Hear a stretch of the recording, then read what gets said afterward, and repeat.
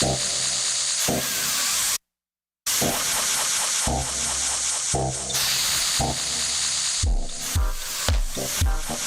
live from California. It's the Dr. Greenthumb Show. Just sit back and enjoy the show.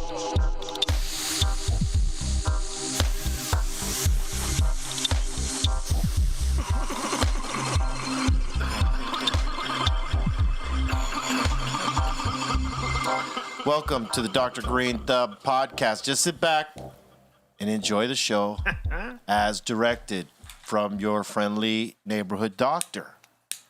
We got one of my homeboys up in here. Listen, we don't have special guests. You know what I mean? They're co-hosts. Because, by now, we don't do the normal interviews anymore. Fuck that. But we got my longtime homeboy, and in case you don't know, this man is a stoner connoisseur, and one of my favorite motherfuckers in life. This is my man, Charles the Godfather Wright. If you don't know him, if I could be like a magician and reach through the lens and grab you and smack the shit out of you, I would. But welcome to the podcast, brother. First of all, man, thank you for having me on here. Tough. I've been waiting to be on here. It's an honor, man, and like you said, we've been smoking together for a long time. Yeah. Put the mic up closer. Okay. That way they get you fully. There you we know go. What I'm saying? Yeah, man. We had you in the smoke box, but we had to get you on the podcast. And you're here, and that's 100. And we got C- over there. Yellow. We got E-Zone. What up? Skinny Pablo back there. And Ron, he's chilling. Yeah. And Colt Severs is around here somewhere. Colt Severs. Welcome, everyone. Party of three. It's party 1, 2, 3. Party 1, 2, 3. Party of three over there in the engineer. Party of booth. 3 in the engineer section, huh? Yeah. Are they high or are they just... Oh, they're always high, bro. They look like they're This high. is a high place. I mean, it's almost like, you go to some places and they don't want you to smoke, right? It's almost like a requirement here, because if you're going to be able to function and do all the shit we need you to do, your tolerance needs to be all the way up. If you're like some square peg motherfucker, you're going to catch a contact and you're going to fuck the job up. Hey, right? I take that as an honor that have it be on there, but I will say, I've been here for about an hour and a half, and I think I've smoked 6 or 7, 8 joints so far. So, but that's you're what not you lying, do, brother. But that's what how it is here. But that's what you do on a normal. I've hung out with you, Papa. Listen, we're gonna tell a story here, and he can co-sign this because guess what? He was there.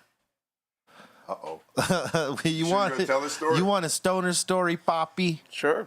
Before you were born, before you were created, Pop? No, I'm just might have been out there. I don't know. It's possible. It was my 32nd birthday, and my wife throrew me a birthday. It's a long time ago, huh? And she could, yes, a long time ago.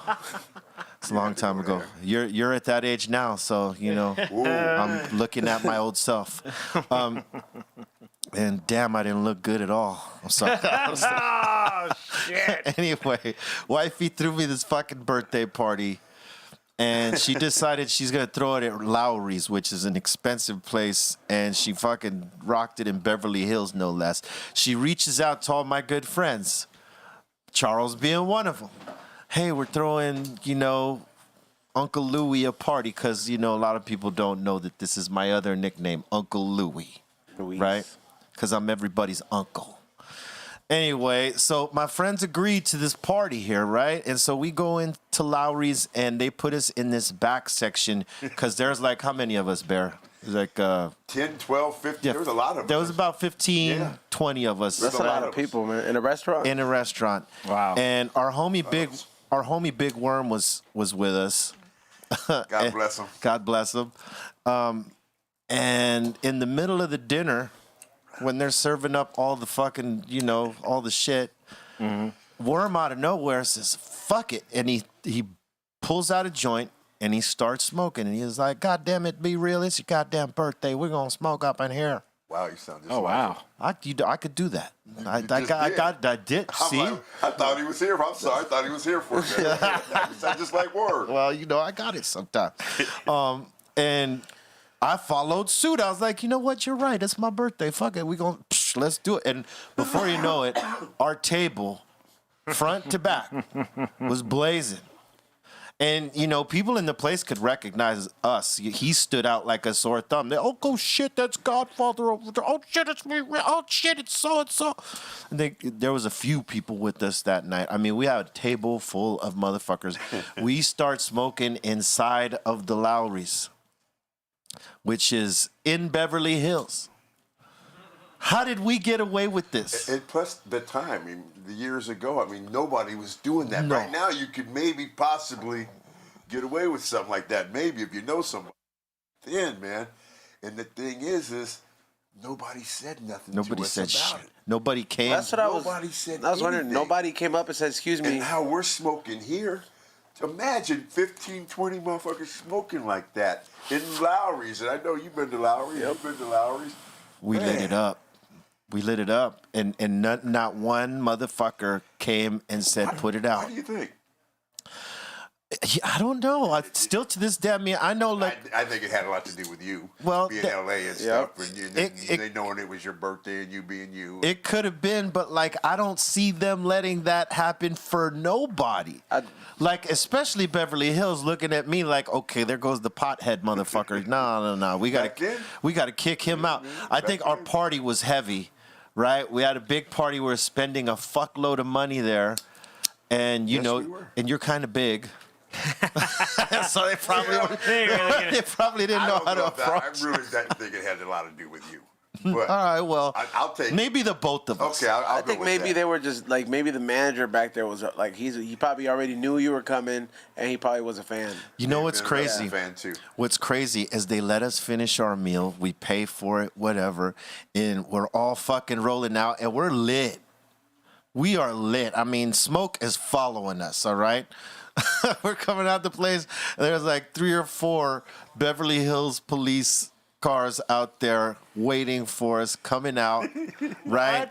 But the first one that rolls out is Big Worm. Big Worm. And Big Worm, They you know, don't even have no idea what Big Worm looks like. he looks like a doctor. Right? He's nothing like what we might describe him as, but he's an old Southern gentleman, was heavy set back at the time, who had a mouthpiece on him, loud and rambunctious. Ooh. But when he came out with us, so maybe the police thought that maybe this is the CEO of some fucking big record company or something. And, you know, rolling in the Escalade. rolling in the Escalade on 20s. Boom, boom on 20s. This guy used to be a fucking biker, straight up. Aryan type, hardcore. I'm gonna go ahead and say it, man. Like racist type of Yeah. dude. And he man. flipped. the script. He flipped the script, became because of you. He became a hip hop fan, left the biker world alone, shaved his head, and got himself a regular haircut. And he's like got 15 years on any of us here, at least. He's like an older dude. Damn, he's what, like... So he comes out gray-haired, glasses, looking like a baller. The fucking popos look at him. They ignore him. They see we're with him. Then they sort of recognize us. They let us all jump in our cars without fucking saying shit to us. We roll off. No one gets fucked with. It was like surreal. Because we were supposed to be face down on the concrete for smoking weed in a Beverly Hills fucking restaurant all day. That was a standard. That's the truth. That's really what happened. And to this day, like you said, and consider the time. Think about it. There was, it was a multicultural party. We had brothers, we had Latinos, we had a couple white folks, Yes, we maybe did. a couple Asian homies with us, and some Armenian homies with us. I mean, we were fucking totally United Nations right there. They could, We are the world right there. and we had like wives with us too, you know what I mean? So like they could have totally embarrassed the fuck out of us and put his face down in that parking lot. Yeah, you guys could have all gone and searched for the weed. You guys would have gone to jail. Yeah. Yeah, like, You know yeah. how much weed we had on us. Oh, we had a lot of weed. We blazed a whole lot of it. Back then, that's when 20s were the big thing too, because that's- that 20s were the big wheels to have back then. Yeah, and Worm had some of the biggest 20s on his shit. The music and You could look at your own face in his wheels, bro. Hey, is my hair out of place? Hold up, wait a boy, minute. just like we talked earlier, how he flipped the script from He flipped the script. one way to 100% different. Man. You ever met anybody else like that? Because that was a trip to me. I don't know if you've ever encountered that, CE, or like someone who is one way when you first met them, and then let's say a couple years go by, you come back and they have totally flipped their image, totally flipped who they are and how they get down. Have you ever seen that? He flipped his to the better. I'll say that. Oh, yeah. He flipped his to the Much better. You know, because you've known him longer than I have. Much better. Every time I seen it, it's like somebody is like, yeah, I don't drink no more. Jesus Christ saved my life. You know what I mean? Like that's what, you know what I mean? Like they fucking say shit like that. You know, I'm just like, that's the only time of transformation I see this 360. Yeah. That I've encountered, but I know exactly what you mean. Like to see somebody go from that world to. So look, the way Bear and I can describe him as the early worm, right? Was the vest, like, you know, biker cutoff vest, the ball peen hammer, whatever, the fucking Levi's and the fucking riding boots, like that are scraped the fuck up. Yeah, all that Biker. shit. Scraggly long hair, long beard, you know, tatted up, bikered up, whipping a Harley, you know what I'm saying? And he could ride a Harley. Hey, bro, He could ride a Harley like nobody. somebody brought my man to a Cypress Hill concert at Santa Monica Civic Center. It was the Soul Assassin show with House of Pain, Funk Dubious, Hooligans, and Cypress Hill. And we were backstage hitting King Arthur. We didn't have Excalibur yet. King Arthur was a big red acrylic fucking bong that was about 8 feet tall. I can picture Wow. Worm was with this other dude who happened to know somebody that was with us, and he brought him into the backstage, and me and my homeboy Capper were fucking hitting this fucking bong, and he was like, oh shit, that's what y'all rappers doing here? I can get down with this. And, you know, I didn't see him for a while after that. You know, a couple years go by, dude. I met up with him at the Rainbow through Dino Casares from Fear Factory. Fear Factory, yeah. Right? Because Dino's a friend of mine, you know, and Cypress Hill, we were always experimenting with the metal stuff and shit like that because we love that shit, right? So I would go hang out with Dino, and one day Dino says, hey, man, a mutual friend is here. Why don't you come down to the Rainbow? And I hadn't kicked it there yet. And I went down there, and lo and behold, it was Big Worm, but he did not look like Big Worm. You know what I'm saying? He like a whole... He had long hair. Yeah, that long hair was gone. Long hair. He was shaven. He was dressed like someone who was down with some hip-hop shit. His talk totally different. He had the same Southern twang, but it was a different... swag to it. It was a swag twang as opposed to the other that we used to know. And it was a great change, man. I thought it was like, damn. Yeah, he's still like that today. Yeah. Love that guy, man. Good dude. I talk to him once a week. He's a good He is dude. a weed monster. He's the one that got me to smoke for the first time. Hey, listen, him and I and Dougie, you know Dougie? Yes. Dougie the Wolf, we call him. He's known by many names, but Dougie, his brother, Dino, Worm, and myself were the first ones who were starting that whole smoke culture at the Rainbow spot. Yes, I was there. And it was because of Worm. He just pulled out some shit, and I was like, all right, fuck it, I'm going to pull out too. And, you know, they didn't come and tell us nothing, so it became Little Amsterdam. You guys knew the owner, though, too. Yeah, One of them, Mario, rest in peace, Mario, Mario man. was a C. I remember that name. Yeah, fucking Nobody yeah. was doing that back then, B. Nah, he allowed us to, like, you know, do what we did. As far as I remember, I don't think he let anybody besides you and Worm do that. No, it was our crew. You know, He let me do it because of Worm, and then, you know, he got to know me, and I got to know him, and we became really good friends, man. And I miss him, man. He was like my grandfather, you know what I'm saying? He'd always give me some game in terms of, like, you know, you want to run a business. You know, one day when you get out of this, the music, you know, you got to be willing to put 100% behind it like you did the music. He goes, I could be chilling at home. And at this point, he was like 70 years old. gray hair rolling, but he was there at the Rainbow making sure shit was running just the way he wanted it to every fucking night. And I saw the way he was working at that age, and I'm like, man, I got no excuses. If I want to keep it rolling, I got to work. That's a lot of kicking it. But he fucking let us make that place Little Amsterdam. He never smoked with us, but he loved when we smoked. He loved the smell of it. It was a big thing when we wrestled to take some of the boys down there to be able to smoke like that. Because I'm telling you, unless you were in Amsterdam or someplace like that, you weren't doing that. Yeah, X-Pac used to come down smoke with us down there too. That was a big thing. Oh my God. Sean Waltman. Sean Waltman. My Good man. dude. He's a good dude, man. We got to get him up here. It's been a minute since he's been here. Does he live out here? He was for a while.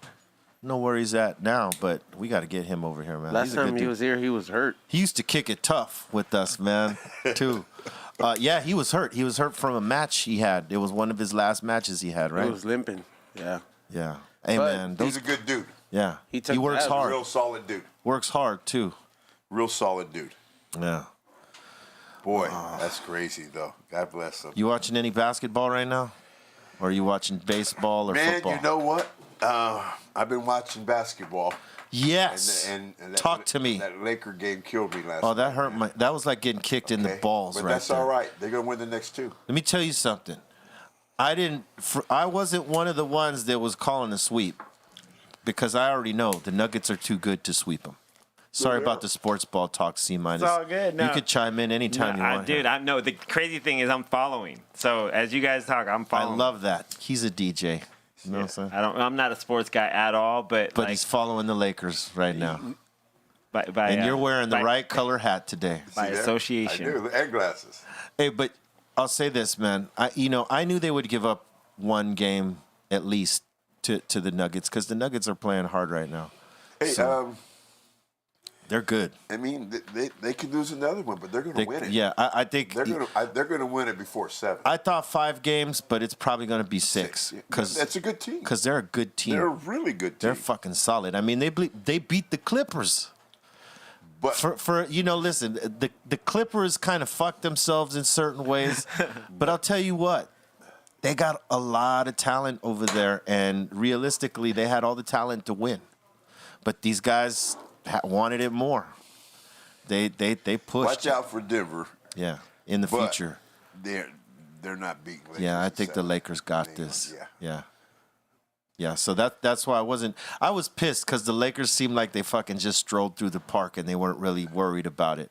Hey, It's like they was like, you know what, we got this. And that happens. And they did not have it. Bet heavy Lakers next game. yeah, you can't take anyone lightly, not in anything, whether it's sports or any shit like that. The minute you do, it's always the fucking slap in the fucking face. Oh, Ooh, yeah. I know all about that. In anything. Hey, listen, I'll tell you what, and I'm not going to say any names or anything like this, but I did this once in my career and I never did it after that because I deeply regretted it and I felt like a fucking dick, right?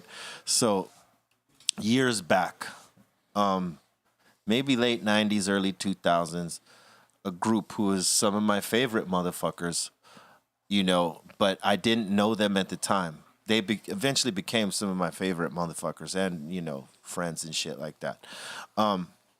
They wanted us to go on tour with them. And, they were like, we want you guys to open for us. But they did the thing where they went through the management. The management called our management. We're like, open for them?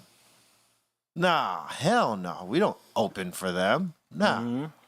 We're good. I mean, if it's a co-headline or whatever, but we ain't, hell no. We ain't doing that. Right. And later on, I got to know the homies, and I became a fan. I was like, actually, damn, I totally fucked up on that one because these dudes were actually really cool, and they were dope as fuck. I just kind of like, I guess maybe offended by the fact that because we were still priming out at the time. We were like, Right. We didn't really open for anyone at that time. So to be asked to, you know, because it wasn't like that. It was like asked like a co-headline ask, I guess. Maybe it was just the way that it came out. And I took it really fucked up. You were like, fuck that. We ain't going on before anybody.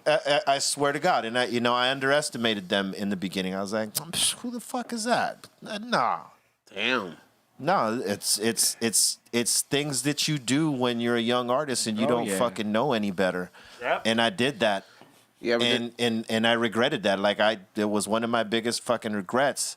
And I told myself I'll never do that shit to anybody again. I'll never underestimate anybody. I'll never downplay them. Yeah. I'll give everybody 100%. Yeah. You ever do that, Godfather? Like, you ever seen some dude that, like, while you were wrestling, and then he's number one contender, like next month? I got it more on the worst end. I got that brawl for all in, you know. Oh man, the one. Oh yeah, that's the one. Yeah, you don't see that coming, huh? Ooh. Everybody's wondering who I'm talking about. I'm not going to tell you. I was going to bring that up. I'm like, That's well, apparently tight. he don't want to say I know, who I it He's is not going to tell. because I like he's that, not saying D. the name, so come on, man. It would connect too many dots. Now, you being a DJ, You can, you got to know who he's talking about. you know, what's going I'll on. say this. I think it's important to sometimes keep the mystique of certain stories. So- One day I will so fucking one person say. But it's not like a magic He trick. doesn't. None of these guys know. No. See, so there you go. Good guess. C could probably take a good guess. I'm figuring it out right now. C could could take a good C guess. could probably take a good guess. Yeah. Tell us, C minus. No. Come on. Nah, dog. I'll let C minus guess when we're off the air, All right.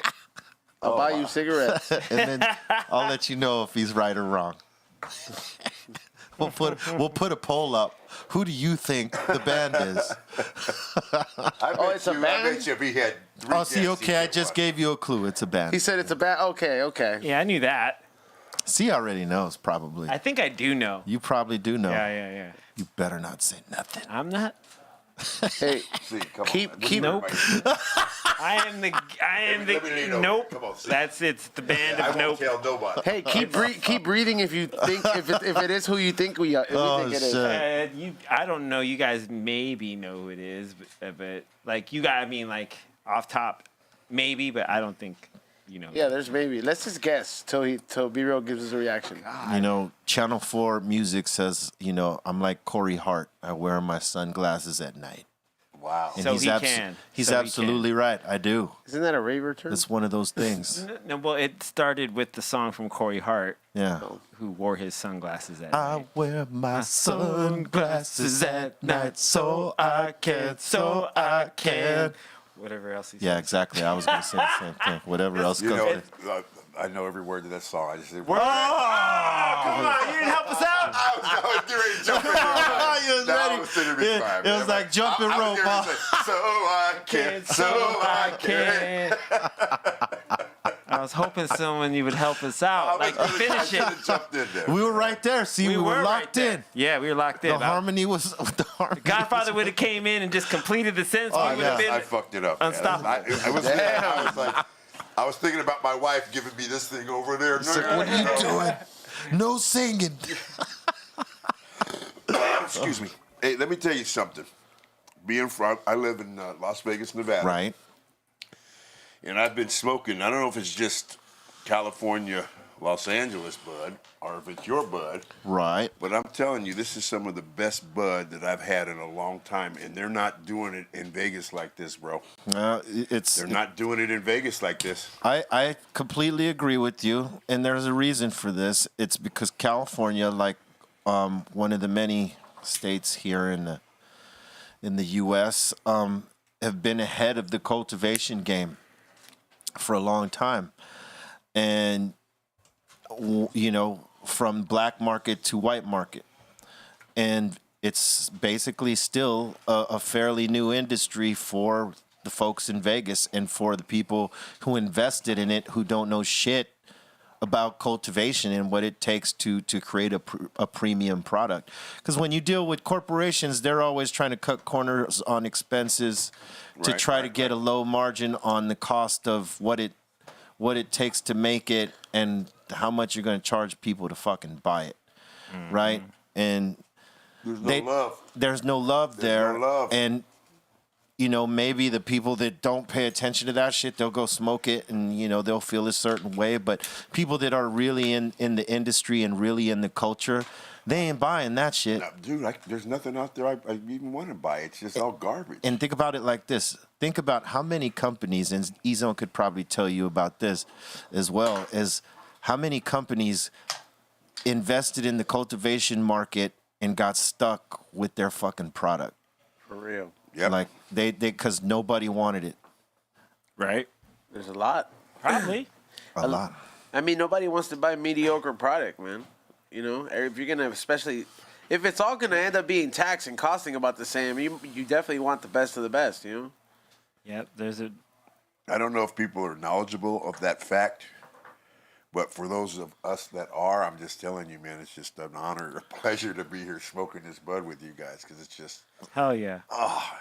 Listen. for being a connoisseur, it's just you. I mean, it's been a minute since Yeah. I've smoked bud this good, and it just Well, feels great. Well, man. you It know, feels great. we're always gonna be ready for you, Papa, because I know you really fucking smoke. You know, there's people that say they smoke and people that kind of smoke, Smoke. but I know that you Smoke, actually smoke because we've smoked. That smoke tray, baby. I smoke trade like a motherfucker.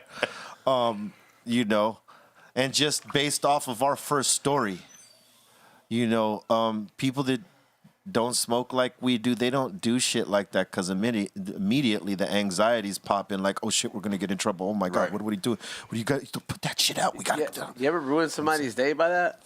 Me never. I've never ruined. No, I'm not saying because like you know how like well maybe not you. Wait. Like in terms of how? What do Not you- perfect. Okay, so like for example, like if you're hanging out with somebody and like, or like if you're hanging out with a girl and she's like, oh yeah, I can smoke, but like, Oh, yeah. maybe she's not sure on the caliber that you're on, and you're like hitting some shit like some insane whatever strain it is, it's just gonna fucking hit, and you're inhaling this shit like deep ass hits, and then you Yeah. fuck her shit up by 3 hits, Yeah. and then you watch them crumble trying to hold it together.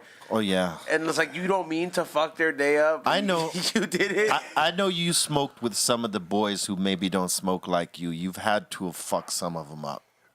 You know what? It got to the point where the thing is most of the boys didn't smoke when I was there. They were into other shit, and I tried to get a lot of people to smoke, Right. but they wouldn't smoke. And Right. I didn't start smoking until I was 27 years old. Was the first time I smoked, and I was Damn. into other shit. Yeah. Word. So it just changed my life, and it just opened up my eyes. It's just like I said, it was a wonderful thing that worked for me. Hey, the minute you started smoking, you got younger. Oh, I'm not afraid to tell. I'm 60 years old, bro, and I tell you. feel like I'm 35, 40. Man. Yeah, I would have never guessed. I didn't know how old you were, Yeah, but I'll be like, 60 this year. Wow, I congrats, thought man. you Yeah, I would've would have guessed like 50. yeah, I 49. I would've went 50. with that. would have said 50 Yeah. for sure. Right? Yeah, I That's a, would've that's a told you. fucking Yeah. great. That's a great 60 right there, Hell Papa. yeah. But I'm telling you, it's cannabis. Yeah. It's cannabis, and that's why I was talking about it. It was a funny way that I did it, an entertaining way that I did it. But, in the early 90s, I was telling people, I remember you saying one time to me, it's, how are you getting away with saying what you're saying? Yeah. And I'm like, I don't think they know what I'm saying, first of all. But, it was just, They know what you were saying now. Shit. it was before its time. But that's about the time I met you. But, I'm glad you chose up with the weed like that because, most of the time, dudes that get your injuries from fucking flying around in there, it's pill heavy. Because I remember partying with these guys in I think it was Germany or something, and Taker told the story how he outdrank our guys. Yeah, I wasn't there. Damn. Yeah, you weren't there for that. I But, wasn't there that time. But we were there with those guys in the same hotel. And Taker eventually he partied with us in one of our guys' rooms and shit. And I wasn't a big drinker, so I didn't even take part in that part. Party. I'm 1, 2, a 3. stoner. So the guys that supposedly drank with Taker, and he pretty much drank them under the table. Party 1, 2, 3. So he told that story, right? Yeah. But the connection is that, we were all partying together and we were all smoking, drinking, blah, blah, blah. But, obviously some motherfuckers were pill heavy. And you're not surprised with all the shit that you guys have to do in taking those knocks. I don't know the whole story, so I don't know what Mark said. Oh well, Mark said. I don't know. I know that there was some type of something in the wrestlers out party. It was about who could out party who, right? And it was It's two different things. Yeah, but for him it was about drinking. Yes. Because he doesn't smoke. And apparently. if you're drinking Jack Daniels, that man can drink. Yeah, we so can drink Jack. he outdrank the homies who drink. That's what he was talking about. Your homies probably were also smoking. Oh yeah, they were. And Taker don't smoke. Yeah, he doesn't smoke. But, yeah. But it was a good story. But nonetheless, what my point was is that some of the homies up there, you could tell, they were on pills because of some of the shit that they take, and obviously, like I said, other shit. The other shit, and that obviously. And unfortunately, I didn't mean to cut you off. But unfortunately, that other shit is killing them left and right. Yeah, and they get it easily because, obviously they'll prescribe it to them for all the fucking knocks that they're taking. Yeah. You know what I'm saying? And you're one of the dudes who said, fuck that, and went to cannabis straight away. And it's been great to you because, I've known you a long time. And, you've stood young, healthy, and you've always professed and claimed that cannabis has been the cure for you.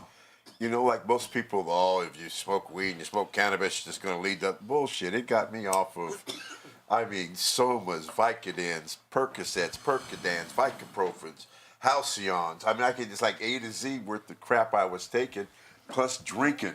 Yeah. A bottle of Jack Daniels a day, and I'm not joking, bro. That'll do it. I'm not mentioning no other names, but drinking a bottle of Jack a day. And when I tried marijuana for the first time, I'm like, hey. Yeah, whoa, wait a minute. Don't hurt no more. Wait a minute. Hey, my knees. I went to the gym and I'm like, damn, this pump felt good, And I ate some food. I'm like, that's the best goddamn hamburger I ever had in my life. It makes you hyper focus, right? In the gym. Oh yeah, it does me. And I always say I don't know if it works for everybody, but it works for me. And it just changed my life for the better. It made me healthier. It made me more creative. And I tell people, I call it being medicated. There's so much more than just getting high. High is a benefit beyond. Yeah. I agree. There's so much more to that plant, man, than getting high. And it's getting well. Will I have a shot? Will I have a drink every now and then? Yeah. But I tell you what, I won't take no prescription drugs. Yeah, fuck that. No kind. Steve D'Angelo said we should call it getting well. Getting well. I like that. You know what I'm saying? Getting high, cool. But if you're medicating, it's getting well. It's getting well. Because it is benefiting you. I know it's given me hyper focus in certain places and shit like that. When, I'm in the studio and I got to work, I'll smoke out. I will fixate on writing. If I'm working out, I'll fixate on the workout. If I'm DJing, same thing. Does it put you in a zone, C- when you're on that extra tilt mode and you're on the turntables? Do you end up time fucking flies? It seems. Yeah. What it does also is it relaxes me to allow me to think in other areas. Because DJing, someone asked me what are you doing when you're got your headphone on, you're listening, you're looking at your computer, and I was like, well, we're thinking about 3 to 4 records ahead of the one we're playing right now. Right. We're trying to keep the party where it's at. Right. So sometimes smoking a joint, actually every time smoking a joint before my set, an hour before my set, so I'm very comfortable. Even if I smoke some insane, when I get to that hour mark, I am hella comfortable, and I'll go into that set and I'll have I'll start thinking of songs oh shit, okay, yeah, you know what, this would be okay, and then I'll start altering my set. Right. And the additions are always for the better. So it always enables me to kind of think. Go a little bit further. Think further out, and also think unexpectedly too. E-Zone, have you ever done your hikes without smoking? No. I wonder. Do you think would you do a longer hike stoned or when you're not stoned? The only thing if I didn't get high, the only thing I would think about is when this shit gonna be over. But when you're stoned, your dog with you a lot too, right? Yeah, every morning. They're like about 5-7 miles. That's what I'm saying. I think the herb pushes you. Yeah, man. Because That's got to be nice, man. It makes you like disengage from the I can't or I don't want to. Because once you're locked into it, it's only I'm going to. Yeah. I'm doing. Yeah. You know what I'm saying? And it's important to what you tell yourself too. 100%. It's important to what you tell yourself. If you tell yourself you can't, you won't. You know what's You know what I mean? But when you're high, you could totally fixate on the words you lock into. Here just locked into what you're saying because it's like it's real shit, though, right? It's real shit. Sometimes it's real shit. I can't say it any better. It's real shit. Sometimes you take it up a notch, like because I do it first thing in the morning, so I'll eat like some edibles real quick and then still smoke just so I feel it. Like, and then when you're at the top, you're like, "Fuck, I should have never ate that," because you're like just yeah. You gotta walk it off. Yeah, you gotta walk that shit down. But it's you know, especially if it's hot or something like that, you don't really want to be out there. But it makes you just forget about the fact that like, hey, fuck it, I'm already out here. This is natural, you know. Yeah. Yeah, it's good for the mind. I know it keeps me off from driving on the sidewalks, you know. Now, how many you go miles, hours? What do you time it by? About an hour and 20 minutes. That's what it takes. Good. Because I do like Griffith Park, so like I already have I already know the routes. And then there's like a challenging route, which will end up like in 7 miles back and forth. You know what I mean? Because it's like 3.5 on the way. That's gotta be really nice high though, man.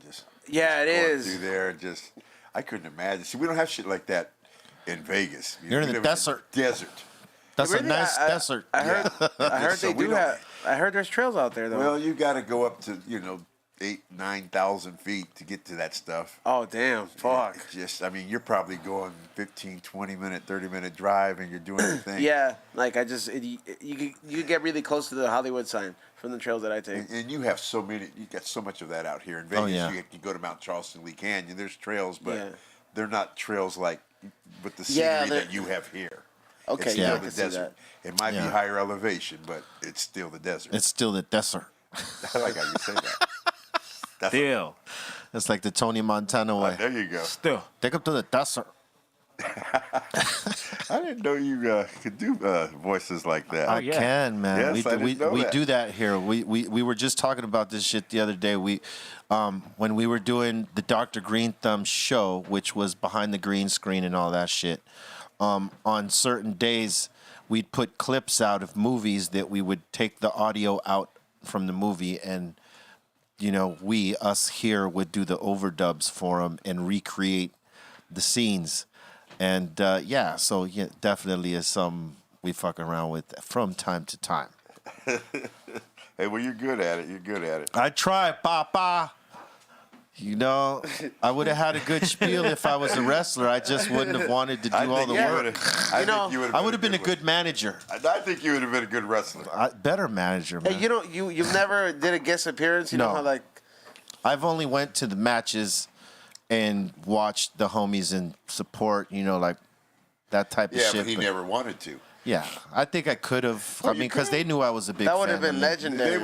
I made a Taz a fucking intro a while back when he had just got into the WWE, right. I think. I remember, that's right. And so they knew I was a big fan for many years. You know what I mean? They knew my friendship with him and association to other homies in there and shit. So yeah, I could have, but it's not something that I saw myself doing. Now, as a manager, I could have came out and did that for sure. I would have totally rocked that. Did Worm bring you around wrestling? Worm brought me around wrestling because he knew all you guys. He told me, he says, bro, I got to hook you up with B, man. Because we had met before then. Yeah. He goes, he's kind of, whatever, but he's like, he's going to bring you down to the show. I'm like, I'd love to meet him, man. He's like, oh, you'd love this dude, man. And then afterwards, we went to the Rainbow.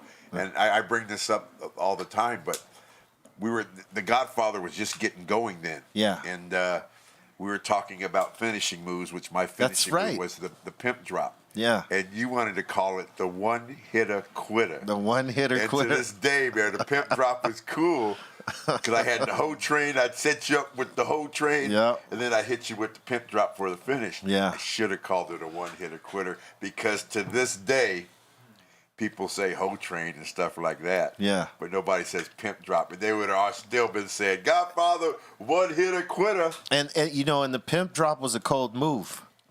That was a cold ass move right there. There's a name for it. I don't know what it is. Like my high ass, I came up with that thing. My high ass got out there. And they're like, it's called the Death Valley Driver, I think it's called. And then the way I did it, they said, well, that's not the Death Valley Driver, but it's pretty cool. So I just stuck with it. I think John Cena used the version of it at the end. Right.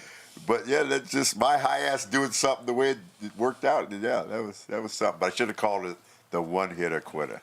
It would have been on par with branding there. Much more than the pimp drop. Well, the pimp drop was good too, though. Oh, pimp drop. It's still a cold name. Either way you fucking slice it. Word up. Yeah, it was so much fun smoking back in them days too, because it's just people have no idea how restricted it was back then. Yeah, I mean, restricted.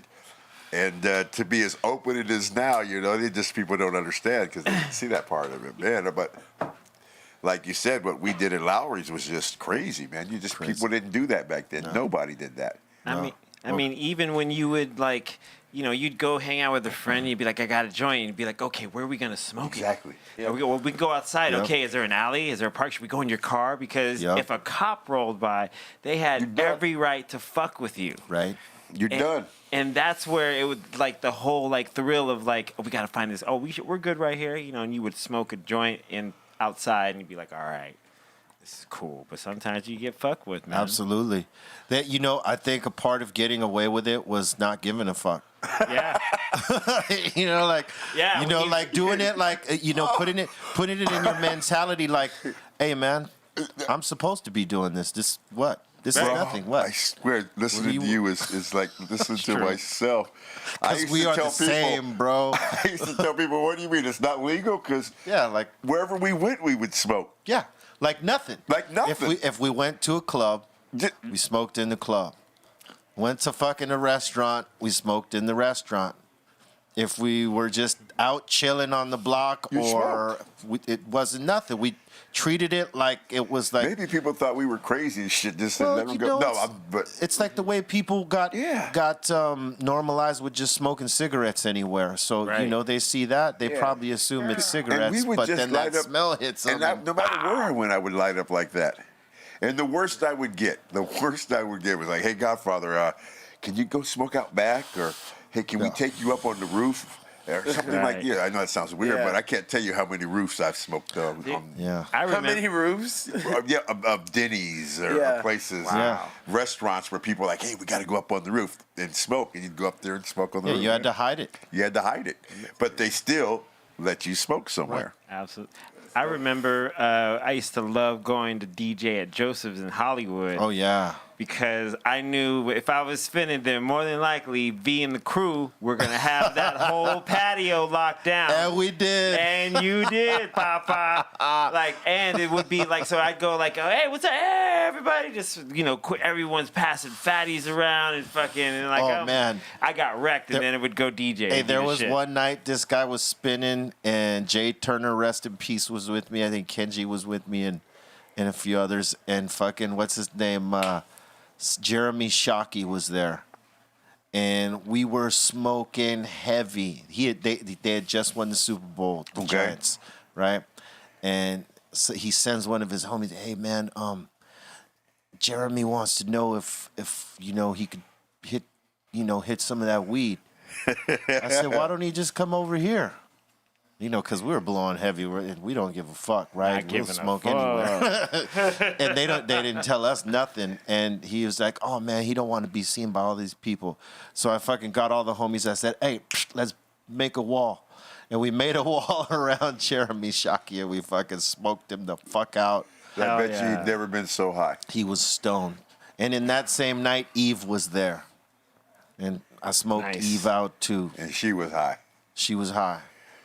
And she was looking great that night, too. Salute to Eve. This was many years ago. But, yeah, it was one of those nights. And then, we're Lakers fans. And one of the rivals for us at the time was the Dallas Mavericks. That's right. And who shows up? Mark motherfucking Cuban. Guess what? He hits me up for a fucking play of my joint. No, he didn't. I was like, Mark Cuban, No. you know what? Here, man. Fuck that. I got it. Come on. I like him now. That's awesome. Cool. I didn't like him before.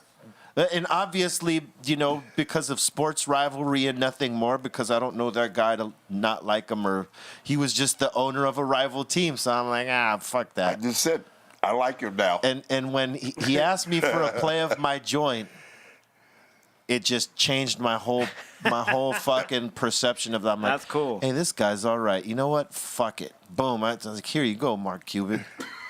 I Get like down him with now. that. Yeah, I became a fan of his. I was like, all right, you may be the owner of the Mavericks and fuck the Mavericks, but you're all right. That's tight. Because, he had the fucking, he had the fucking grapefruits, like Mr. McMahon would say, to come and, like, hey. ask me for a play. I was cool. like, shit, I was about to tell my homie, hey, sell him an ounce. He's got the money. Damn.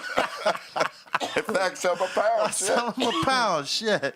Damn. No, but that was crazy. That was all in that one night where this guy was DJing on How long one ago of was those that? nights. Ooh. Oh, man. Fuck. When was that? 2000s. 2000 what? When did the Giants win that Super Bowl with Jeremy Shockey? You wouldn't know. Fuck yeah. The Giants or the Jets? The Giants. Jeremy Shockey was a Giant.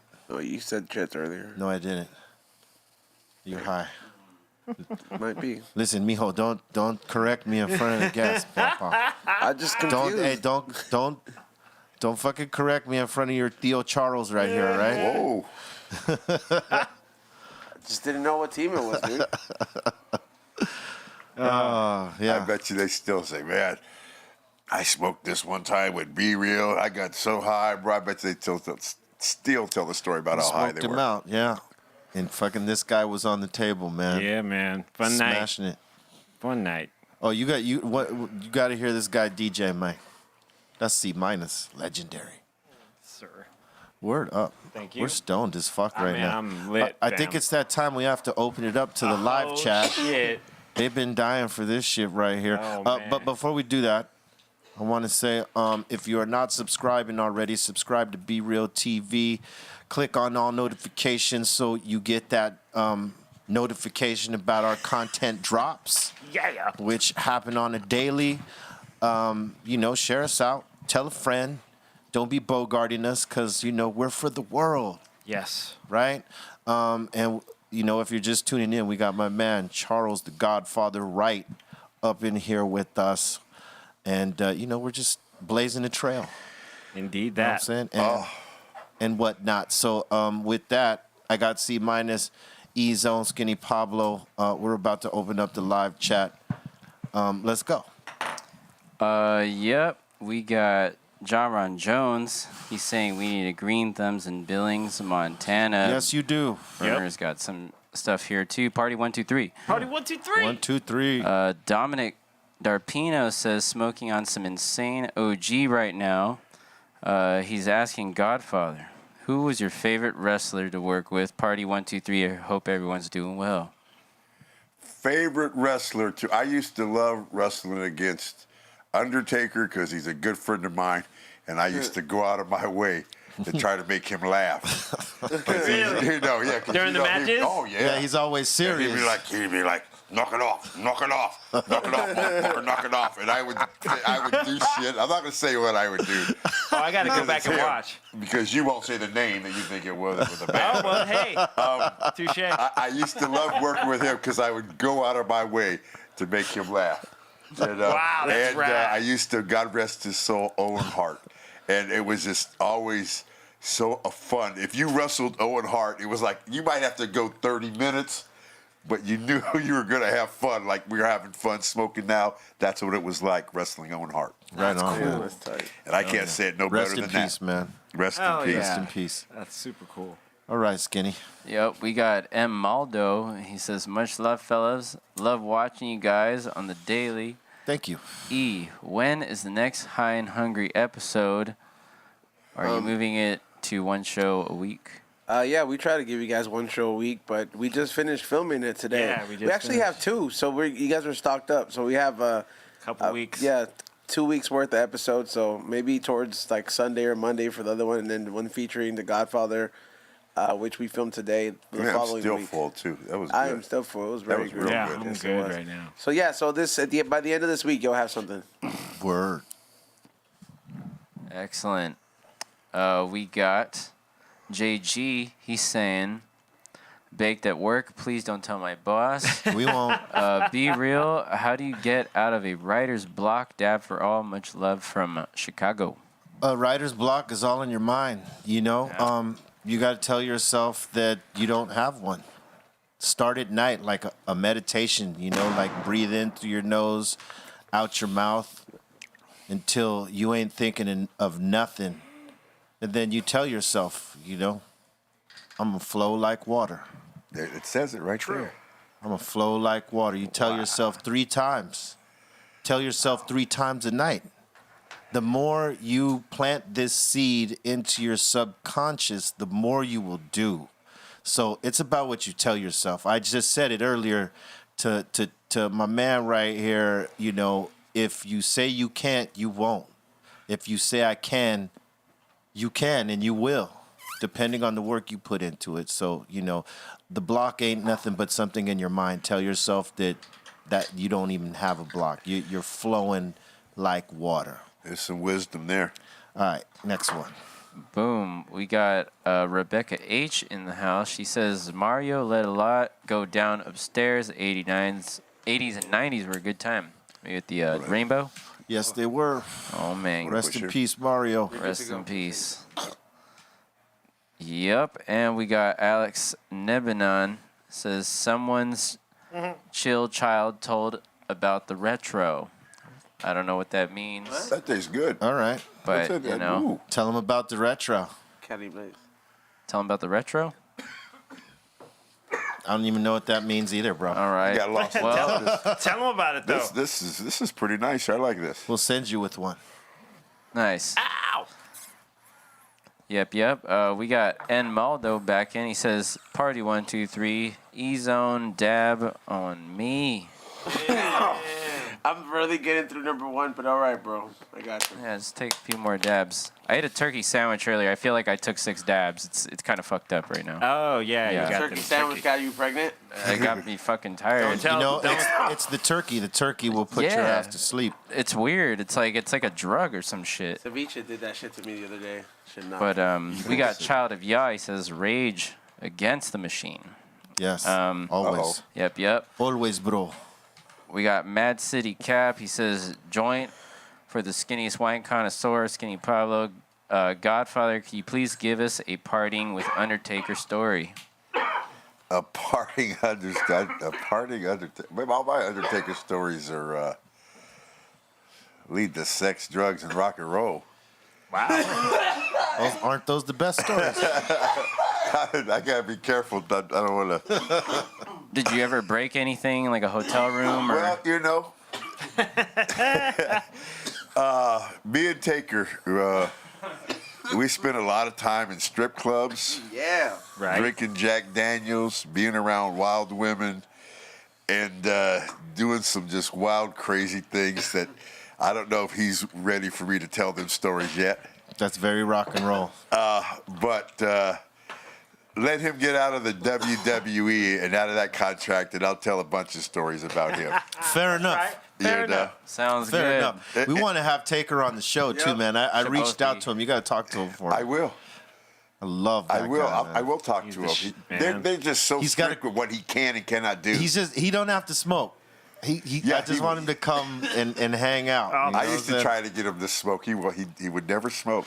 Yeah, he seems like a serious guy, like focused on, Hey, just wasn't for him. Yeah. You know? It was- It's not for everybody. Does Austin smoke? No. No, he drinks. Huh? I like that he drinks. I follow him. He's a drinker. His beer's cool. He's just like he is on TV, just like his character. He's just like that. he talks like that. He's just. You can't be no more real except the Godfather. So we had ICP up in here, right? Oh, okay. So they were telling the story how when they got up into the WWE, you know, they were into wrestling, and they knew their shit to a degree, you know what I mean? Like they knew the get down from being fans and then doing their shit, right? Okay. And they said they had a chance to work with Stone Cold, and I believe if I'm remembering the story right, he kept hitting him. You remember the routine, right? You remember this, and he was making him go through it like every 15 minutes, like totally riding them about. Right. Do they remember what they're supposed to do? Mm-hmm. And they keep telling him, yeah, we know, and it's supposed to be this, that, and this happens, and then this happens. He's like, all right. And he kept riding him about that shit. And when it came down, to do the shit, he totally did everything fucking backwards to fuck with them. Wow. They weren't there that long. I didn't get to know them that well, but. Yeah, they seem like cool dudes. They were saying Stone Cold totally fucked with him. You know what I mean? I could see that. I could see that. They didn't take it a certain way, but they laughed at it. Because it's a hilarious story. You know what I'm saying? I do have a Taker story. You want to hear it? Word. Absolutely. But it's more about me not listening to people, which is another story. We're wrestling in Memphis. I'm the Soul Taker. He's Master of Pain. This is 1988, 1989. People are like, damn, I wasn't even born yet. Yeah. Okay. We're wrestling in Memphis, Tennessee. We're living in Nashville, but it's with Jerry Lawler's organization. Wow. And if you guys don't know, man, wrestling in Memphis to this day is still big. Jerry Lawler is probably bigger than Elvis in Memphis. Yeah, Jerry Lawler, the king. He's the king. Wow. So anyway, we're living in Nashville. It takes 3 hours to drive to Memphis and wrestle. Anyway, it's snowing. It's bad. We make it all the way from Nashville. Me, Taker, and a guy named Dirty White Boy and Dirty White Girl. We make it all the way from Nashville to Memphis, and where we're making like $40.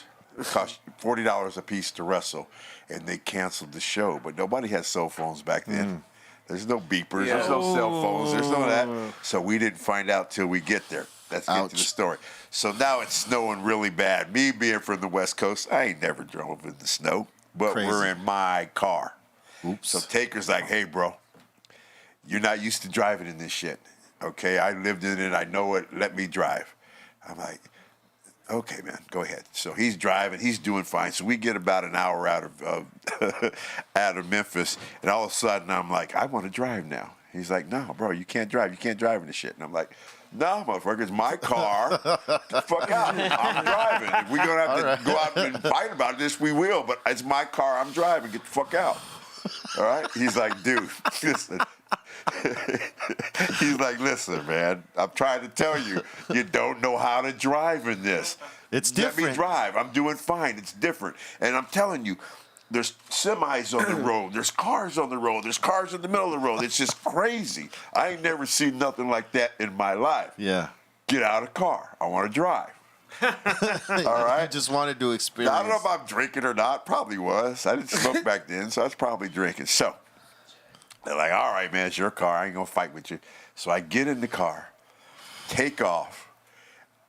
I don't get more than 10 feet. And I've got the car doing donuts in the middle of the road. We end up in a ditch, stranded for like me, him, Dirty White Boy, Dirty White Girl, stranded for hours until the police, finally the highway patrol get to us. Wow. They take us to a hotel. We only have enough money for one room, so the four of us stay in a room.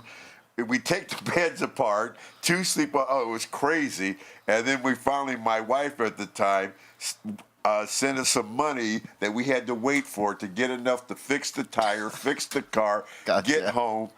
Wow. That's one time I should have listened. Should have listened to Taker, huh? Wow. Hey, But that's how it was back then. And what's cool about that, and I know I'm going on now, but what's cool about that is when I talk to Taker these days, those are the stories we talk about. He remembers those stories. Yeah, he's like, bro, I remember that time. Because that's some shit you never forget. You did fucking 360s. Oh, but then he'll say, I didn't even go 10 feet. I'm going to say at least 10 feet. All right. At least. I believe it. I've seen it. All right. Now, that wasn't a blood and guts and sex story, but, you know. That's all right. That's a good story. That's a pretty good story, though. That's a great story. Skinny Pablo. Yeah, man. We got Cave Sun 101 come from the cave. He's asking, is Godfather also Papa Shango? And Papa Shango is Godfather. Yes. There you go. You know, it's funny. A lot of people didn't know that. They still don't know. Some people still don't know. You know, and then I find it funny if you're a wrestling fan that you don't fucking know that, but that's crazy. You be how many people say, you were Papa Shango? That was a great fucking character too, by the way. I wish I was more experienced with it because the decline of him was my fault, not theirs. But it was still dope. It was crazy. You could have passed that to somebody else while you were doing Godfather, and if they had done it right, it would have been awesome. You know that they were? They were. They were. I did not know that. Oh, yes. They had brought me into TV. I was coming back as Papa Shango. Different look. Jerry Lawler, who people don't know as an artist, a real artist. Wow. And he drew my face. He painted my face onto me. If you go on my Instagram, you'll see the picture of it. They painted me up. I come to TV. It's a new look. It's a new thing. We're going to have Papa Shango make a return. I literally get to TV. And they say, hey, Charles, Vince. Oh, that's my Vince voice. They say, hey, Charles, Vince wants to talk to you. So I go in there with Vince, and he goes, hey, Charles, change of plans. He goes, we're going to put you in the Nation of Domination. You and Farouk are going to wrestle the Undertaker in a handicap match, and you're going to beat him in the middle, 1, 2, 3. Wow. And I'm like, wow. That must have blew you away. And then looking back, I know why he did that. One reason is they just came out with Kane, the character Kane. And they didn't want two characters that they were turning the lights out on and explosions, because Papa Shango was the first wrestler ever to have all the lights turned off. They were afraid something was going to happen. Right. Or somebody was going to get hurt, or something was going to get robbed or stabbed. And so there was That's a big issue. That's the first thing I thought of. I'm like, yeah. And so, but now looking back, I know why they did that also is because they were going to create The Rock. Right. And they were going to put The Rock in the Nation of Domination. And that's another story I'd tell you sometime. But they were going to put The Rock in the Nation of Domination, and they needed more muscle, black muscle. Right. And so that's how I got put in there, which is, I'm glad they did because it worked out well. That was awesome, yeah. Met a great bunch of guys. But I will say this about The Rock. Besides him being a real cool dude, and if anybody's going to have the success that he has, it's nobody better than him. Right. Because he's a legitimate, cool, great dude. But Vince came to me and Ron Simmons, Farouk. Yeah. And he pulled us into the office, and basically to get through everything, he says, do you know who this is? And I didn't know who he was, and he did. And he goes, what we tried didn't work the first time. He said, so we're going to put him in the Nation. He goes, and once I get people to hate this kid, he says, when we turn him, he's going to be the biggest thing wrestling's ever seen. He called it like that. And I swear that's how, there's more in there, but that's what it boiled down to. And then we had a talk with Rock and see if he was down with it, and he was down with it, and we kind of talked about things then, what they were going to do. Yeah. So we knew at the beginning. And I'm like, oh, that's why they put my big tattooed behind in here. But what was cool, because then I became the Godfather out of that. Yeah, that was good. Yeah. That was a good fucking transition right there. I'm out of joints. Here you go. Rolls. See? No, you're not. I'll light another one. I like that you actually run through them. Hell yeah. All right. Skinny Pablo. Yep. We got Anthony Cortez. He says beer for E-Zone and cheers to the table. I can't, bro. B-Real say he doesn't want me drinking on the show no more, dude. Question. Outta here. No drinking for his son. He threw at up work. in the sink. First of all, I didn't throw up. Don't make up stuff. All right. Question for the doctor. Did you ever go through a phase where making music didn't feel the same? And how do you deal with writer's block? You asked that already. He asked that twice, but, did you ever experience where making music didn't feel the same? I'll tell you what, making music is vibes, right? So you go to a certain place and there might be a great vibe. You might go to another studio, there might not be such a great vibe. And when that happens, it's harder to be creative. Yep. And I've experienced both for sure. I've had to power through studios that had shitty vibes. And I could feel it. Like, stuff that happened in this place, whatever the history of this place was. Not here, I'm saying, but I'm speaking to studios I've been in. There's some places that have such fucking bad energy, man. And I've experienced that. But I've never let it get in the way of the creative. I've always pushed through it. Now, the way I come out of it is way different. So if the studio has good energy, I come out clean, fresh, no problem, feeling good about the shit. Yeah. Coming out of a studio with bad energy, man, it's like a fucking headache. Yeah, right? And it's like you got to do some sort of wash to get that nasty shit off of you. Ugh. But, I get it done on the positive or negative. Because life is about that balance. You have to deal with these two different vibes. It's how you deal with it. You could let it shut you down, or you could say, fuck that, I'm going to power through this and just be up out of here. You know what I'm saying? So it's that mind, man. Yeah. You got to keep that mind strong. Yeah. Ranch mentality. Keep your mind strong. But, yeah, there's been some challenging sessions because of the certain vibe in the studio. Not necessarily the people, but the vibe of the studio. What studio had the coolest vibe so far? Is that your question? Yeah, kind of. Yeah, kind of. You're not a super chatter, bro. I'm gonna say this studio. But to answer your question, He's a super chat lord. I mean, Burner and I use a few. You know what? I'm not gonna tell you that because then motherfuckers will show up at these spots. I'll tell you off there. All right. And plus, you're not a super chatter, so fuck off. He's not Chatter. He's not really gonna tell you, dude. Next. I'll tell him. It's all right. It's all right. I don't need motherfuckers showing up to the studios we work at. Be like, hey. Next we got. Don't be dry snitching, Papa. That's not good. Aton. We got Anthony Garcia says, "Sup, y'all? My cookies and cream candle by E-Zone. I just got it last night. Bobo's story yesterday had me rolling. Me too. That was a great story. Thank you. Took me by surprise. Thank you guys for all that you've done. Story? Yes. I thought I knew it all. Sniffing heroin, doing interviews. We got D. Underwood. He says, bless up from Brooklyn. Joins to the room. Word. The Godfather is the man speaking truth to power, respect. We got Towers 187. He says, shout out to the Godfather. My pops, Octavio, worked at Cheetahs in Vegas for a long time and said you're always a Man, I solid remember dude. Octavio, man. Oh, man. He used to ride them quads, quads on the weekend, man. He was a good dude. He was like a handyman. He was a really good dude there. Good guy. Cool. Yep. Shout out, baby. Next, we got a question for C-. Yeah. Legend. This is from Mike Phillips, Lakewood, 562. What's cracking? Who did send me the branch video. He says, yo, C, how many joints versus cigarettes do you smoke a day? I smoke probably average between like 6 to 10, maybe 15 joints a day. It goes in between there. As well, you should. And then about half of that in cigarettes. All right. Yeah. Well. About a cigarette for every 2 joints. Well. Yeah. Wow. And for every joint. You got a wow. You got 3 wows. Yeah. Wow. If we're being frank and honest here. Wow. All right, cool. You be Frank, I'll be Henry. Let's go. We got Gorilla Strong. He says, roll up a fatty for the pimp daddy. All day, baby. Yeah. I knew it. Thank you. I knew it was coming from somewhere.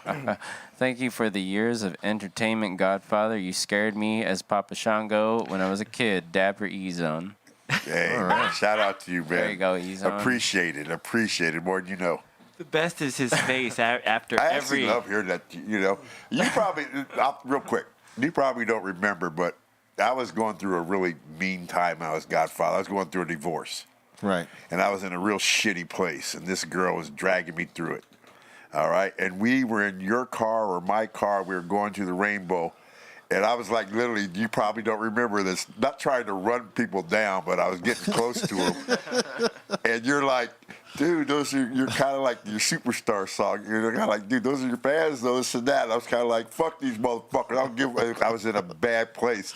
And I'm like, I don't want these motherfuckers to like me. And I remember, you probably don't remember that, but believe me, I take all that shit back. Yeah, I was just going through a really bad time, and that was Bear. That wasn't Godfather. And Bear's a completely different person than Godfather. Yeah. I mean, hey, listen, when you're going through it, man, emotions run wild and you can, sort of let go. But I do appreciate people now to hear that I scared them as Papa Shango. Yeah. They love me on the hoe train and thing and nothing, and their fathers like me, and they got to go to school and got thrown out of school for putting a hoe on the hoe train. Hey, man, it's about the fact that you made the impact like that with both those characters. So yeah, I do appreciate it now, and that I meant to mention to you that before, that it always bothered me. I was just in a bad place. I hear you. I was in a mean place. I hear you. I've been there. I've been there. Yeah, Trust me. It took a woman to take me there, but I've been there. Trust me. In the Temple of Boom days, I was asshole number one. TV out the window. People that knew me then, they could tell you, damn, I don't know if I like being around this guy. Next one, Skinny Pablo. Next one, we got Anthony Cortez. He's saying, lighting up a joint with you OGs. E-Zone, I got my candle of Pocket Vibes and a snapback. We got Anthony Cortez. He says, can you guys shout out my sister Marlene living out in Southgate? She's a huge fan. Marlene, what's up? What up, Marlene? Marlene. From that gate. Come on. Southgate. Yep. Some cannons. A lot of people got candles. Shout out to y'all. Yeah, Hell yeah. Light it up. Yep. We got Rusty Shackelford. What up, He Rusty? says, E-Zone should pimp drop a ton. Dude, that guy wants me to hurt him, dude. You got to teach him to pimp drop. Yeah. That guy's been requesting for me to hurt Aton for the last 2 days. For the last 2 days. What did you I'm do? just happy I got to hear Pimp drop. What did you do, Aton? What? And it's not even me trying to hurt him. Like, this guy's just trying to, he does not like him. Oh, it's What about you trying did to hurt you do? Yep. We got Dead Moose 420. Nice name. Rest I like in peace. I like that. Yeah, that's a good name. Robbie Rosin wants to say mad shout out to the team. You guys are doing an amazing job. Love tuning in Thank you, every sir. day. Thank you. You guys Thank are you. killing it. Thank you for being here. Yeah, that's right. Thanks for tuning in.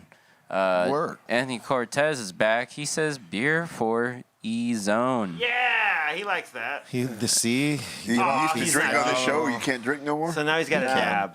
He can. He just didn't today. He has to control himself. He does need to control himself. You're the last person to talk about controlling yourself. Hey, I've changed my ways already, man. I meditate. I fucking, I sit in silence and do all. Why are you He poking through the meditates. wax? Because I'm trying to see if the pendant is. But you're doing it with the dab tool. I have a napkin here. All right, we got BDIGG Dig 15.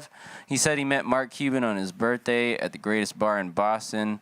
His cousin was a bouncer there and told him it was his B-day. He bought him a beer and a shot at the end of the night. He also drank with him. So we got someone partying with Mark Cuban. He's a cool dude, man. That's cool. He Like him now. smokes. He's got all that money, but he's actually a cool dude. Which makes him even cooler. Nice. He party 1, 2, 3. I Party 1, 2, 3 Party for 1, Mark 2, 3. Cuban, dog. Yeah. Hey, Mark Cuban, we want you on this show when you come to LA, So he man. can party 1, 2, 3. Yeah. Party 1, 2, 3 with us. I'll smoke you the hell out. Right? I guarantee you that. Maybe that's a threat, huh? No, you know what, You Mark? might have a hard time getting me out of here. You know what, Mark? Is Tomorrow you're going to be like, God damn, Godfather's still in the room up there smoking. He just won't leave. You're one of us. Come on.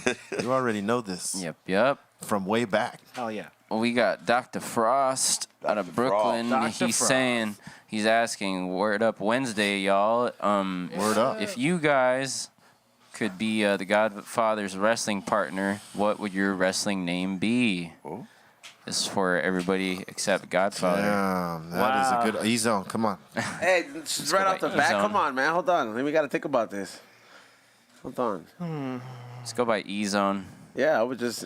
I would call myself Corleone. Oh, just Wow. Just that Just it. one name. One name. No. The Godfather and Corleone.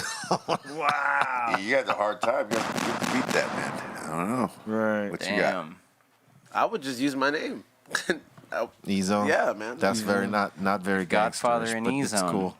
Yeah. Godfather and E-Zone. Do you think that has a ring? No, it really does Kinda. not. But I mean, I don't know what. It does though. You know what? I could create this in my SmackDown game, bro. How So it about can happen. how about Dino Pimp? Dino, yeah. See, Dino Pimp? Dinosaurus pimping. All right, Dino Pimp's cool. I like would, that. yeah, I Dino would. Pimp. For the sake of battling E-Zone as a dinosaur, I would be the Flexosaurus Rex. The cigarette? Lexosaurus Rex. Yeah, and just flex on you. Everything. Rah! Just like, wrestling.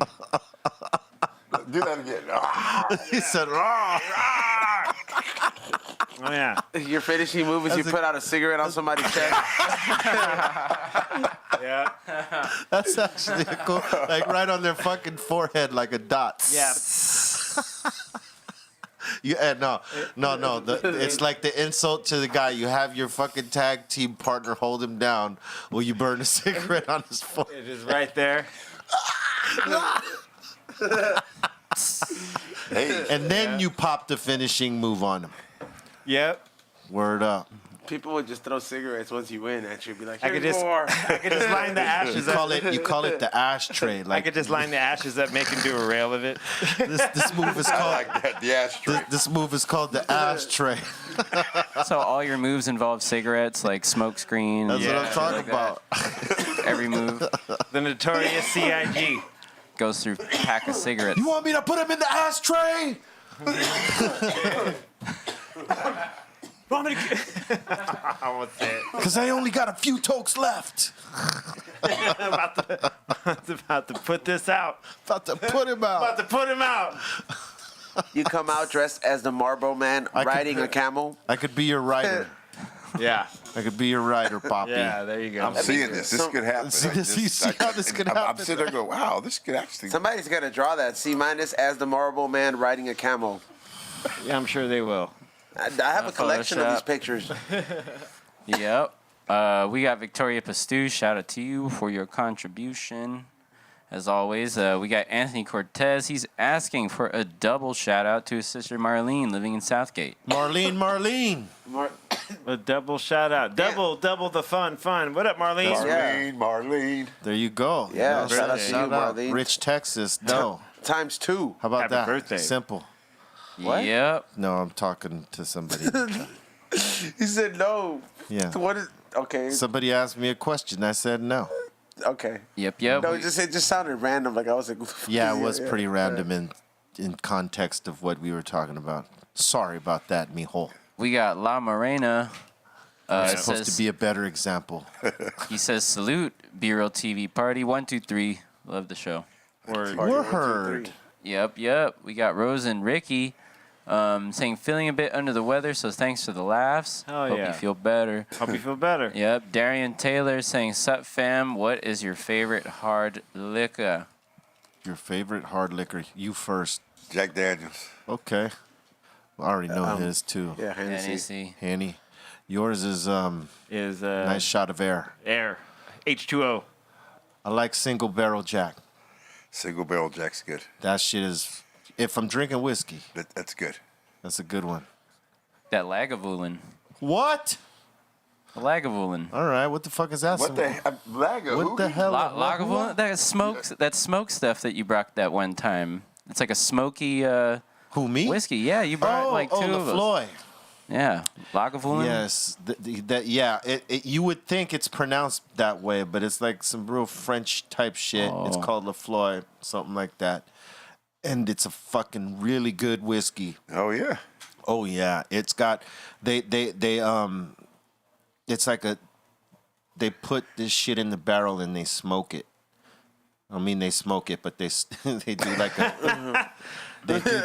They do this. They put this fucking this certain mash in the barrel, and they burn it, whatever. They fucking and get this smoky flavor. I don't know if they burn it, but they put this mash in there, Right. And the whiskey takes on this smoke flavor because they use these certain barrels to do this shit.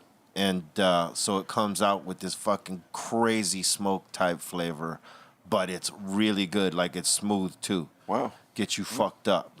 Next time you come back, I'll have a bottle of it. And I'll try some. And we shall try. He's had it too. You remember that smoky That shit? shit's I do bomb. remember that. I drink a lot of it. Someone told me how they do that shit. It's just they told me such a long time ago. I can't remember the process and on how they smoke it, but it's this certain moss or some shit like that. Not mash, but moss that they put in the barrel with that whiskey and Let it age. And Yeah, they let it age. I don't know. I mean, I think it's a 14. I can picture it. Yeah, it's good. It's really good. I'll have some when you come back for sure. All right, what else you got there, Papa? We got- They char the barrel. That's what they do. There you there you go. From what I think Fret Fanatic says over here, they char the barrel. See there? Yep, we got Anthony Cortez. He's back in here. He says, beer for E-Zone. And Damn. also triple shout out to Marlene, his sister. Marlene. Marlene. Damn it. Marlene. Is she watching the show? Is it her birthday or some shit? I don't know. He didn't say. right. He just said Marlene. shout out to her. What's up, Marlene? Yeah, but We'll he's make a song out of this, Marley. Happy birthday. That's the new song. Marley. That's the new song, Papa. Yep. hashtag Marlene. All right. We got JG. Will Be Real TV be hosting that? They're asking, will be hosting a freestyle challenge to win a verse from Be Real. Oh shit. What? Help out To an win a artist verse in the Rona times.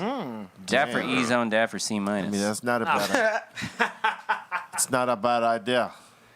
Sounds like you probably got balls because you brought it up. Yeah. Yep. We That got. would be something. All right. Everybody, like who thinks they can get down, they put in some freestyle bars, send them to us, we'll run them. There you go. There Send you him to go. Razdude's email at razdude@razdude.com. Yeah, Yeah. It's all right. That's an old email. it's cold blooded. It's all good. They'll get it. We got La thinking. Or Morena. DM vote for Dro. La There you go. That's Morena. better. We got La Morena. He says, salute B Real TV Party 123. Love the show. Party 1, 2, 3. Thank you so Party much. 1, 2, 3. Yep. Yep, we got Mike Phillips Lakewood. He said, yo, B, do you remember the pic you took with Ice Cube and AK? Yeah, it was backstage Lollapalooza. I believe that was in Shoreline Amphitheater. Our boy Block took that. Cesario Montano. He's one of the legendary photographers in the skate world and the music world, and he was backstage with us because he was one of our homies from way back, and he happened to snap that shot. And that was in, Ice Cube's dressing room, I believe. We were chilling with him. And, he snapped that shot. So there was just an AK kicking it back there backstage? It was a replica AK that they used on stage. It wasn't a real AK. It was a replica. Like, I'm just like, Because you cannot take an AK on stage. you just walked up in there Yeah. with a, yo, it's ready. Yeah. Oh, okay. They probably had a real AK somewhere around, but like for the stage, that you don't. No.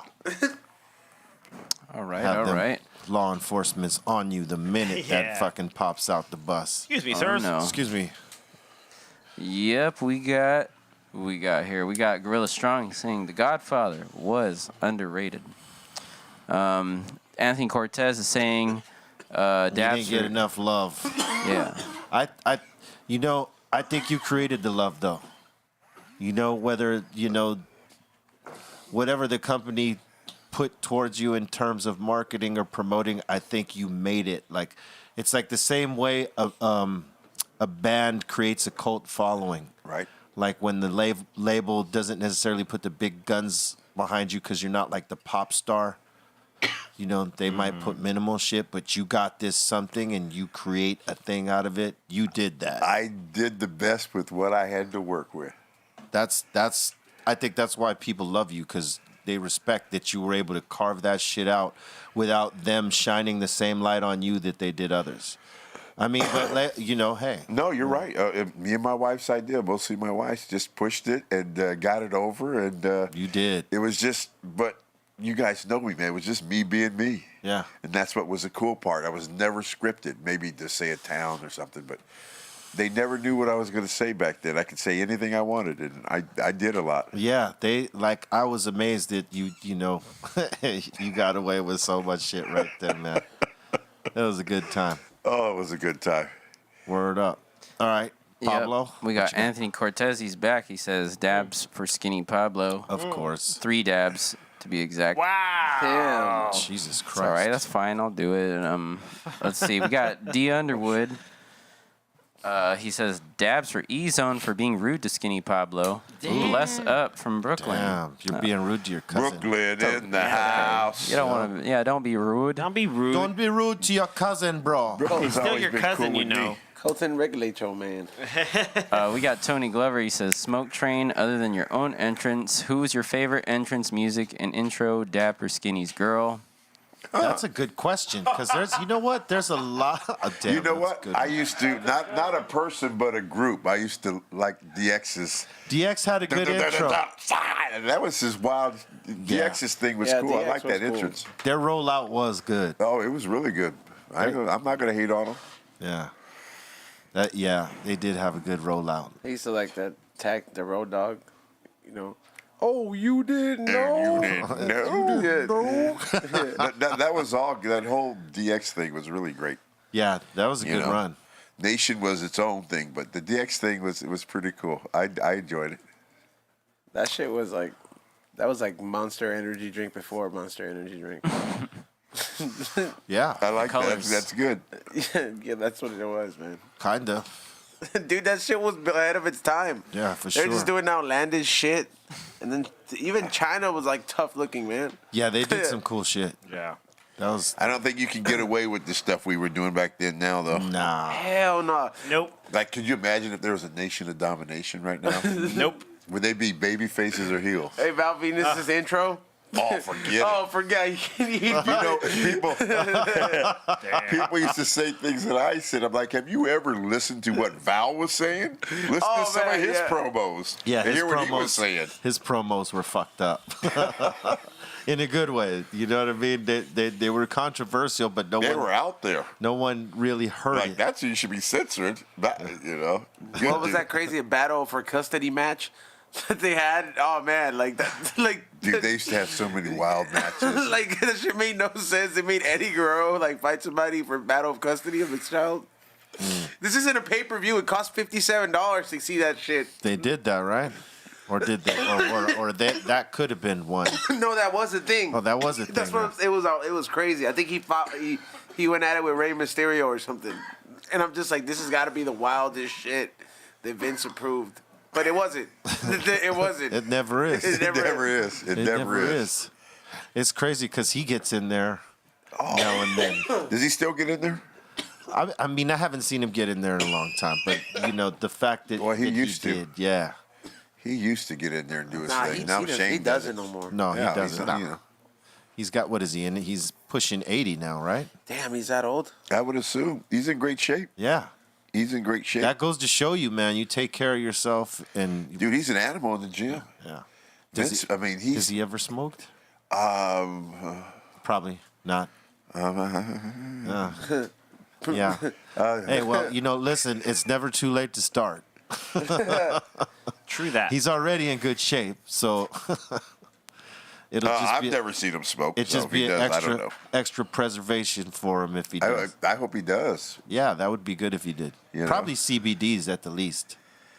I hope he does. I don't know if he does or not, but I hope he does because he deserves it. He does. I Yeah. always wanted to get a cage match for a birthday party, but like not get hurt. You know what I mean? You wanted to get like 2 wrestlers He wrestling? wants his cake and eat But it you too. wanted to be in there. Yeah, like that shit looked like so much fun. But then I'm like, oh man, Mankind almost died. Like this is, you know, it got real when I saw that. Mick Foley. Well, when he fell through the Yeah, that was wild. Wasn't yeah, it? I that- was there. Hey, he would take some Damn, crazy Like one of bumps. his teeth, one of his tooth came out the side of his gum. Oh, it was damn. crazy, man. Hey, he would take crazy bumps in He comparison. probably to still me. would if he could. Yeah. I remember him back in the Dallas days, man, like 88, wrestling at the Sportatorium in Dallas, man, and he was Cactus Jack back then. Yeah. And he was doing crazy stuff back then, man. Just like, just wild. I don't know. I don't see how he did it for so long, but he did. Salute to him. I met him one time. He's a really cool dude. Yeah, he's a cool dude. Very humble, down-to-earth guy. Nice. Yeah, every interview he's done, he seems like a very nice dude. Oh, yeah. I don't think he smokes, but he should. Yeah. That's going to be my new saying. I don't think he smokes, but he should. It would be, he'd be a trip if he did. Yeah. Because he's like a actually really smart dude. Like, I don't know if you ever read his book. I read his book when he put it out. I think he works with the company now. Yeah, he's a cool dude, man. He does like market. He's like I think he does marketing or something. He hasn't really like he works with WWE within no company. Because I watched all those documentaries. Those Beyond the Mat or right. And it's like, maybe I should go to work for him. They need a high rider. I could just come in there high and just give them some wild shit. Yeah. I mean, eventually, like everything else, it becomes integrated as a part of a script, right? Because I mean, you have like wrestlers that drink. They have settings that like, like they'll set it up at a bar. You have a wrestler and then he does his speech there. So that's he's already categorized in that. So right. I'm like, eventually they're gonna have to open that door and they're gonna have to have a stoner wrestler. Yep. They're gonna have, they yeah. They weren't advertised. Well, actually they were. I mean, I'm the only wrestler to have actual marijuana leaves on two different WWE or WWF shirts. I don't know at the time which one they were. But I actually had marijuana leaves on the shirt. And one of the shirts on the back, let me see if I can get this right.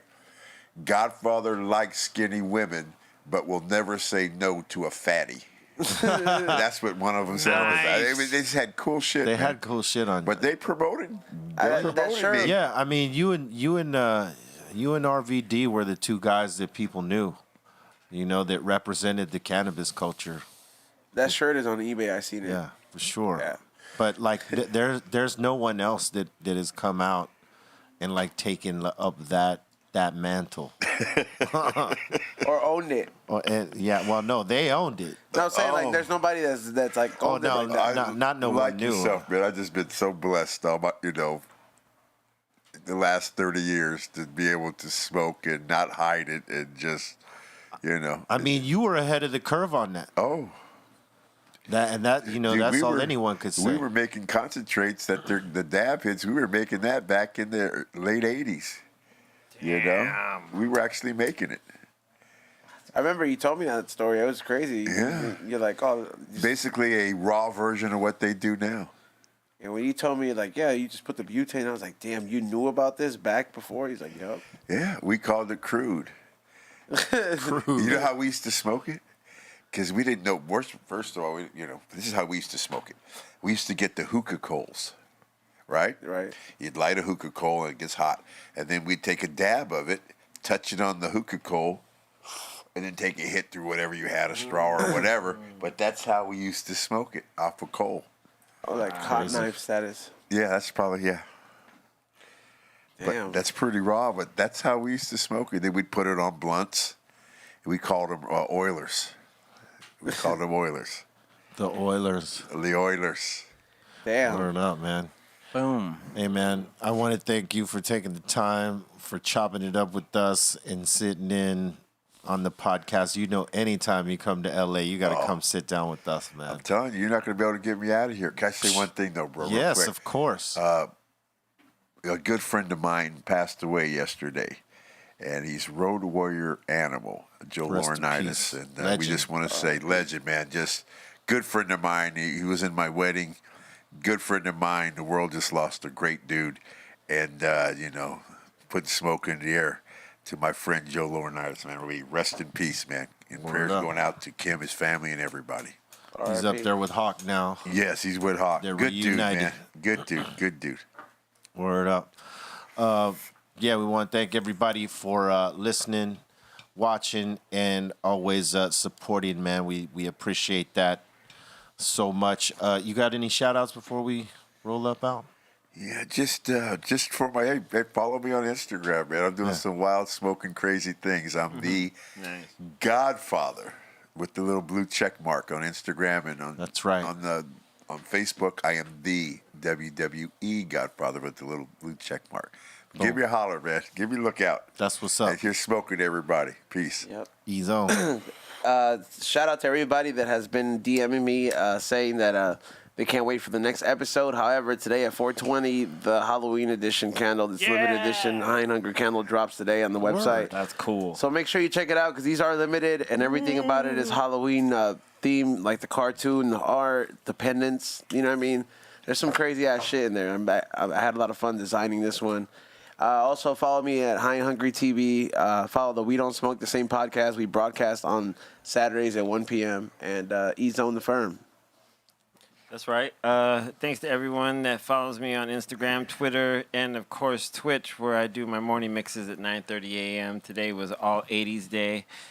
And tomorrow's going to be like a kitchen sink kind of mix where I do kind of everything. It's all the stuff I play combined in 1 hour of mixing. So tomorrow, 9:30 a.m. at Twitch. Follow me, C-Fan4. Thank you. We got another High and Hungry coming on the way. And as well for watching the old In High Fidelities on Be Real TV YouTube. Skinny Pablo. Yeah, that's right. Thank you to everybody that's been going to skinnypablo.com, downloading all the dope new beats. You go use the code BeRealTV for 50% off all that download. So thank you. Word up, man. We want to thank everybody for watching. As always, make sure you subscribe to Be Real TV. Check out all the content by clicking all notifications and stay in the know. All right. Make sure you check out all the Dr. Greenthumb locations. We got all kinds of flavors dropping. We just dropped some flavors a couple days ago in most of our locations. So make sure you check for that. They're all through California, San Francisco, Sacramento, Humboldt County, Los Angeles, Sylmar Cathedral City, and as usual, we got to plug the upcoming store in Oklahoma, in Tulsa. That's possibly going to be open in December. So make sure you check for that. And hey, stay positive. You know what I'm saying? Stay with love in your heart. Have compassion for others. Be good to others. Be good to yourself. Know what I'm saying? Stay with that positivity shit. And throw that hate out the window because that shit's boof. And we don't fuck with the boof over here. We're No boof. Boof diets over here for all around, all No time. boof. You know what I'm saying? So, yeah, stay positive. Stay smoking that good. And we will see you tomorrow. Make sure you follow us on Twitch at OGB Real TV for that Friday mix. It's coming. Yeah. All right. Hey. 1. This guy is a wrecking machine. This guy is a wrecking machine.